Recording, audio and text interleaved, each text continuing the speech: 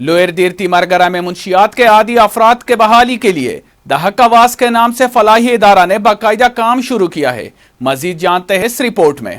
دیر تیمرگرہ میں منشیات کی عادی بحالی کے لیے دہک آواز کے نام سے فلاحی ادارہ نے اس سلسلے میابند تیمرگرہ میں ادارے کی افتتاح تقریب منعقد ہوئی، جس میں بڑی تعداد میں سول سوسائٹی کے افرادوں نے شرکت کی۔ نارکوٹکس کے صوبائی اسسٹنٹ ڈائریکٹر ضمیر احمد بٹ، تنظیم اشفاق احمد، پروفیسر عثمان تنجاج کر کے انہیں معاشرے کی مفید لوور دیر تیمرگرہ میں منشیات کی عادی افراد کی بحالی کے لیے دہق آواز کے نام سے فلاحی ادارہ نے باقاعدہ کام شروع کیا ہے۔ اس سلسلے میابند تیمرگرہ میں ادارے کی افتتاح تقریب منعقد ہوئی، جس میں بڑی تعداد میں سول سوسائٹی کے افرادوں نے شرکت کی۔ اس موقع پر اینٹی نارکوٹکس کے صوبائی اسسٹنٹ ڈائریکٹر ضمیر احمد بٹ، تنظیم برائے انسدادی منشیات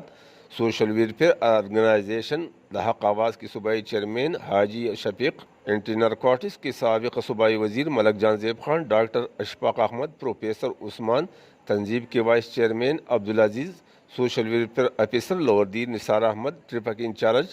خان نظر اور دیگر نے خطاب کرتے ہوئے کہا، منشیات اور آئس کے عادی افراد کے علاج و معالجے کے لیے تیمرگرہ میں حق آواز کے ادارے کے قیام خوش آئندہ ہے۔ انہوں نے کہا کہ اس تنظیم نے صوبے کے دیگر اضلاع مردان، باڑہ، پشاور اور ملکنڈ میں پہلے سے قائم سنٹر منشیات کے عادی افرادوں کو علاج معالجے کی سہولت فراہم کر رہی ہے، جس میں ابھی تک ادارے نے 5500 افرادوں کو کامیاب علاج کر کے انہیں معاشرے کی مفید شہری بنائے ہے۔ انہوں نے کہا کہ آئس اور منشیات کے خاتمے کے لیے علماء کرام، اساتذہ، پولیس سمیت تمام طبقات کو اپنی کردار ادا کرنا چاہیے۔ کیمرہ ٹیم کے ساتھ رحمت اللہ سواتی، تیمرگرہ، لوور دیر۔